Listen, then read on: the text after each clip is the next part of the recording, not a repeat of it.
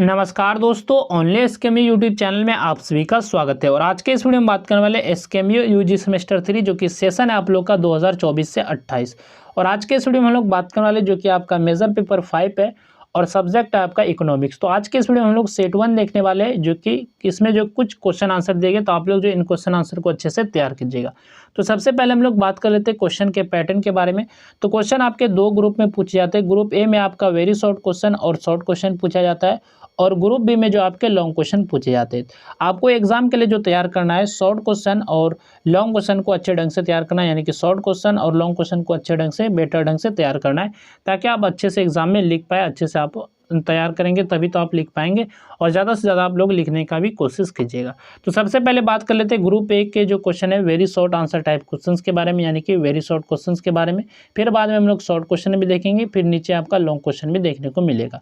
तो long question आपके group B में देखने को मिलेंगे, लेकिन वेरी शॉर्ट क्वेश्चन और शॉर्ट क्वेश्चन आपका ग्रुप ए में रहेगा।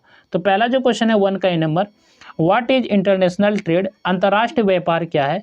तो अंतर्राष्ट्रीय व्यापार जो है वह व्यापार है जिसमें दो या दो से अधिक देशों के बीच वस्तुओं और सेवाओं का आयात तथा निर्यात किया जाता है, यानी कि आपका जो है इम्पोर्ट और एक्सपोर्ट किया जाता है दो देशों के बीच। और यह व्यापार जो है देशों की आर्थिक उन्नति, विदेशी मुद्रा अर्जित करने और वैश्विक संबंधों को मजबूत बनाने में महत्वपूर्ण भूमिका निभाता है। तो अंतर्राष्ट्रीय व्यापार आपका क्या है? इंटरनेशनल ट्रेड आपका क्या है? जब दो या दो से अधिक देशों के बीच वस्तुओं और सेवाओं का जो है खरीद बिक्री होता है, तो उसे हम लोग अंतर्राष्ट्रीय व्यापार कहते हैं। जैसे भारत का अमेरिका को दवाइयाँ भेजना, यानी कि भारत से अमेरिका दवाई भेजना, तो ये आपका निर्यात हो गया।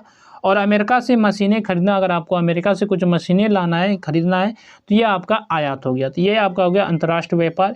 इसके बाद नेक्स्ट टाइप का क्वेश्चन है, state one assumption of the Heckscher Ohlin theory. तो हेक्सर-ओह्लिन सिद्धांत की एक मान्यता लिखिए। तो आपको कोई एक मान्यता लिखना है हेक्सर-ओह्लिन सिद्धांत का, यानी कि हेक्सर-ओह्लिन थ्योरी का। तो हेक्सर-ओह्लिन सिद्धांत की एक प्रमुख मान्यता यह है कि विभिन्न देशों में उत्पादन के साधनों जैसे श्रम और पूंजी की उपलब्धता समान नहीं होती। इसी अंतर के कारण देशों के बीच जो अंतर्राष्ट्रीय व्यापार किया जाता है, यानी कि अंतर्राष्ट्रीय व्यापार होता है। तो इस सिद्धांत के अनुसार हर देश में जो श्रम, पूंजी और प्राकृतिक संसाधनों की मात्रा जो होती है समान नहीं होती, यानी कि हर देश में जो है श्रम यानी कि काम करने वाले मजदूर, पूंजी यानी कि पैसे की कमी, या फिर सामान की उपलब्धता नहीं होती, यानी कि सामान नहीं मिल पाता, तो इसलिए वहाँ जो है उत्पादन नहीं हो पाता है, प्रोडक्ट नहीं बन पाता है।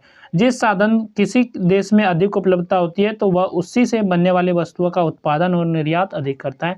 यानी कि जिस देश में जो अधिक सामान बनते हैं, तो वहाँ से इसे जो है यहाँ पर निर्यात कर लिया जाता है अपने देशों में। यही चीज़ आपका है हेक्सर-ओह्लिन सिद्धांत का एक मान्यता। बाकी और भी है, तो फिलहाल आपसे एक ही पूछा गया, तो एक आप इसको लिख सकते हैं। इसके बाद नेक्स्ट आपका क्वेश्चन है, what is an optimum tariff? अनुकूलतम शुल्क क्या है? तो आपको पूछा गया है कि ऑप्टिमम टैरिफ क्या है। तो अनुकूलतम शुल्क जो है वह आयात शुल्क है जिससे किसी देश को अधिकतम आर्थिक लाभ प्राप्त होता है। इस शुल्क से देश की व्यापार शर्तों में सुधार होता है तथा राष्ट्रीय कल्याण और आय में वृद्धि हो सकती है। तो अनुकूलतम शुल्क जो होता है वह आयात शुल्क है, यानी कि एक आयात शुल्क है जिससे जो होता है कि किसी देश को सबसे अधिक आर्थिक लाभ मिलता है। इससे जो है देश की आय बढ़ती है, यानी कि देश का इनकम बढ़ता है, और विदेशी वस्तुओं के आयात पर जो उचित नियंत्रण भी रहता है। तो ये आपका जो ऑप्टिमम टैरिफ है। इसके बाद नेक्स्ट आपका क्वेश्चन है, what is balance of payments? भुगतान संतुलन क्या है? तो भुगतान संतुलन एक निश्चित अवधि में किसी देश और अन्य देशों के बीच होने वाले सभी आर्थिक लेन देन का व्यवस्थित लेखा जोखा है। इसमें वस्तुओं, सेवाओं, पूंजी तथा वित्तीय लेन देन का पूरा विवरण शामिल होता है। तो भुगतान संतुलन एक ऐसा लेखा जोखा है, यानी कि हिसाब किताब है, जिसमें कि यह दर्ज होता है कि एक निश्चित समय में किसी देश ने दूसरे देश को कितना पैसा प्राप्त किया और कितना भुगतान किया, और इसमें जो आयात, निर्यात, सेवाएं और निवेश सभी शामिल होती है। तो यही आपका जो भुगतान संतुलन है। इसके बाद नेक्स्ट आपका क्वेश्चन है, expand the term foreign direct investment, यानी कि प्रत्यक्ष विदेशी निवेश का पूरा नाम लिखिए। यानी कि पूरा नाम आपको लिखना है फॉरेन डायरेक्ट इन्वेस्टमेंट, यानी कि इसको शॉर्ट में बोलेंगे एफडीआई। तो एफडीआई का जो पूरा नाम है प्रत्यक्ष विदेशी निवेश है, यानी कि फॉरेन डायरेक्ट इन्वेस्टमेंट है। इसमें जो है कोई विदेशी व्यक्ति, कंपनी या संस्था किसी दूसरे देश में उद्योग, व्यवसाय या परियोजना में सीधे निवेश करती है और उस पर नियंत्रण या प्रबंधन में भाग लेती है। तो इसका अब समझना चाहती है एफडीआई क्या है, यानी कि प्रत्यक्ष विदेशी निवेश क्या है, तो जब किसी दूसरे देश की कंपनी या व्यक्ति जो है भारत जैसे किसी देश में सीधे उद्योग, फैक्ट्री, कंपनी या व्यवसाय में पैसा लगाता है तो उसे प्रत्यक्ष विदेश निवेश कहते हैं। इससे जो रोजगार, नई तकनीक और उद्योगों का विकास होता है। यानी कि एफडीआई है क्या, कि जैसे कि आप लोग जो है यहाँ कोई फैक्ट्री है भारत में और कोई विदेशी आदमी आके उस पर पैसा लगाना चाहे काम करने के लिए, बिजनेस करने के लिए, वही चीज़ें आपका जो है प्रत्यक्ष विदेश निवेश है, यानी कि फॉरेन डायरेक्ट इन्वेस्टमेंट। इसके बाद जो है यहाँ से शॉर्ट आंसर टाइप क्वेश्चन शुरू होते हैं, यानी कि शॉर्ट क्वेश्चन शुरू होते हैं। तो शॉर्ट क्वेश्चन पे चलने से पहले बात कर लेते हैं पीडीएफ के बारे में। तो ये पीडीएफ आप लोग कैसे डाउनलोड कर सकते हैं, तो ये पीडीएफ आपको हमारे टेलीग्राम चैनल ओनली स्कीमिंग पे मिल जाएगा, तो वहाँ से आप पीडीएफ को डाउनलोड कर सकते हैं। अगर आप टेलीग्राम पे नहीं ढूंढ पाते हैं तो वीडियो के डिस्क्रिप्शन में, जो इसी वीडियो के डिस्क्रिप्शन में पीडीएफ का लिंक दिया गया है, तो वहाँ से आप क्लिक करके भी पहुँच सकते हैं। तो चलिए आप देख लेते हैं शॉर्ट क्वेश्चन के बारे में। तो क्वेश्चन नंबर 2 जो कि आपका शॉर्ट क्वेश्चन है, differentiate between domestic trade and international trade. घरेलू व्यापार और अंतर्राष्ट्रीय व्यापार में अंतर बताइए। तो दोनों में आपको अंतर बताना है कि डोमेस्टिक ट्रेड और इंटरनेशनल ट्रेड में, यानी कि घरेलू व्यापार और अंतर्राष्ट्रीय व्यापार में आपको अंतर बताना है। तो घरेलू व्यापार और अंतर्राष्ट्रीय व्यापार दोनों वस्तुओं एवं सेवाओं के क्रय विक्रय से संबंधित है, लेकिन इनके कार्य क्षेत्र और नियम अलग अलग होते हैं। घरेलू व्यापार वह व्यापार है जो एक ही देश की सीमाओं के भीतर होता है, यानी कि एक ही देश में किया जाता है। इसमें खरीदार और विक्रेता जो होते हैं एक ही देश के निवासी होते हैं तथा लेन देन के राष्ट्रीय मुद्रा में किया जाता है और इस व्यापार पर केवल उस देश के कानून और नियम लागू होते हैं। इसके विपरीत बात करें तो अंतर्राष्ट्रीय व्यापार, जो कि 2 या 2 से अधिक देशों के बीच किया जाता है, इसमें वस्तुओं और सेवाओं का आयात तथा निर्यात शामिल होता है। इस व्यापार में अलग अलग देशों की मुद्राएं, सीमा शुल्क, विदेशी व्यापार नीतियां तथा अंतर्राष्ट्रीय नियमों का पालन करना पड़ता है और अंतर्राष्ट्रीय व्यापार में परिवहन, बीमा, विदेशी मुद्रा और सीमा शुल्क जैसी अतिरिक्त प्रक्रियाएं भी शामिल होती है। घरेलू व्यापार अपेक्षाकृत सरल, कम खर्चीला और कम जोखिम वाला होता है, जबकि अंतर्राष्ट्रीय व्यापार जो है अधिक जटिल, अधिक खर्चीला और जो अधिक जोखिमपूर्ण होता है। घरेलू व्यापार का उद्देश्य देश के भीतर वस्तुओं की उपलब्धता सुनिश्चित करना होता है, जबकि अंतर्राष्ट्रीय व्यापार का उद्देश्य होता है विदेशी बाजारों तक पहुंच बनाना, विदेशी मुद्रा अर्जित करना तथा आर्थिक विकास को बढ़ावा देना होता है। इसके बाद नेक्स्ट आपका क्वेश्चन है, explain the concept of balance of trade and distinguish it from balance of payments. तो व्यापार संतुलन का अर्थ बताइए तथा इसे भुगतान संतुलन से अलग कीजिए। तो व्यापार संतुलन का आपको अर्थ बताना है।